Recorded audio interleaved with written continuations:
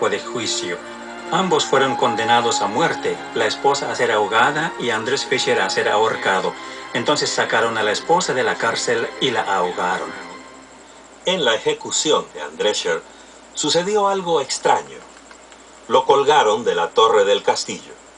Al parecer quedó colgado de la cuerda durante horas, pero no murió. Quizá la cuerda se rompió o sus amigos la cortaron. El registro de lo sucedido no está claro. Lo que sí está claro es que Andrés Fisher sobrevivió. Después de escapar misteriosamente o milagrosamente de la ejecución, Fisher trabajó otros 10 años como pastor itinerante. Estuvo en Moravia, en Bohemia y en Eslovaquia, y parece haber viajado haciendo un circuito durante los siguientes 10 años.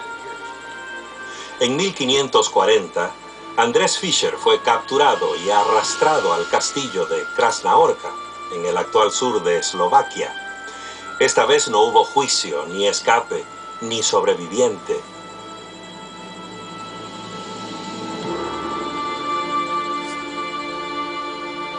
Resulta de que muchos guardaron el sábado, el séptimo día, durante los siglos XV, XVI y XVII. Ya hemos mencionado Rusia, Etiopía, España, India, Silesia, pero los ejemplos más notorios se encuentran en Inglaterra. Allí el rey Enrique VIII extrajo de la Iglesia Católica todo el sistema eclesiástico. Tomó las catedrales, los monasterios, los conventos y la jerarquía eclesiástica, sacerdotes y obispos de todos los niveles. Con ellos creó su propia versión de una iglesia protestante nacional, la Iglesia de Inglaterra.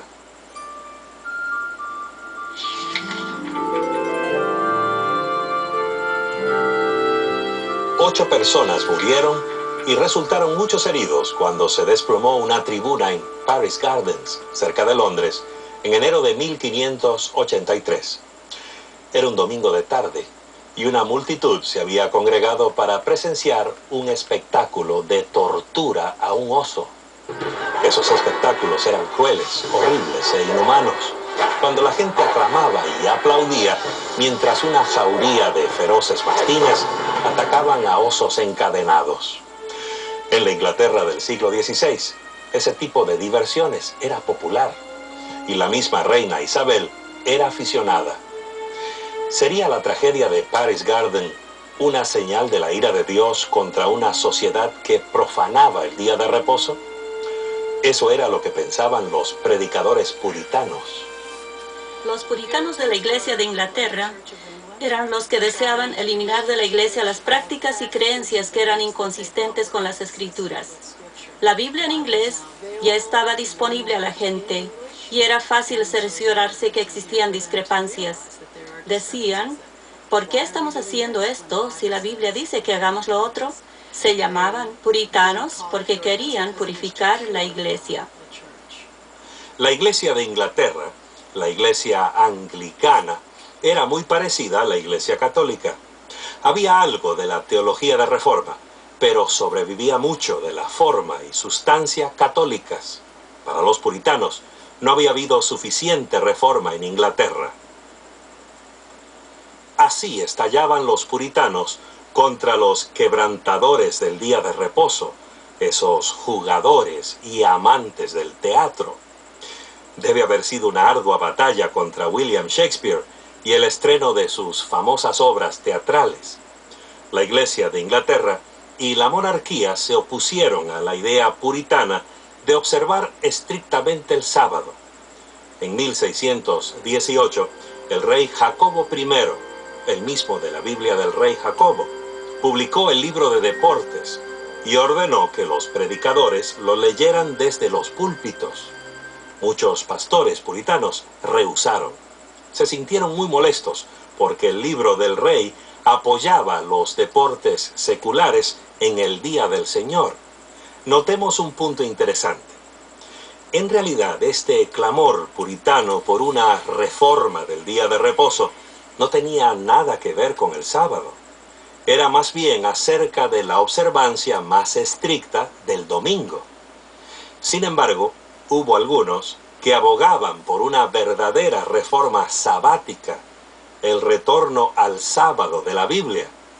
Ellos son conocidos como los hombres del séptimo día. El movimiento del sábado en Inglaterra fue mayormente un resultado espontáneo del estudio de las Sagradas Escrituras y de la creciente convicción de la observancia obligatoria del cuarto mandamiento, el cual requiere la santificación del séptimo día en vez del primer día.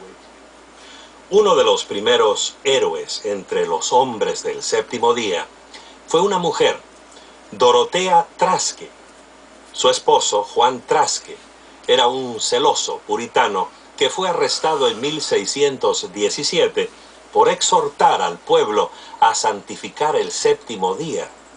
Se retractó de sus opiniones sobre el sábado para evitar la prisión perpetua.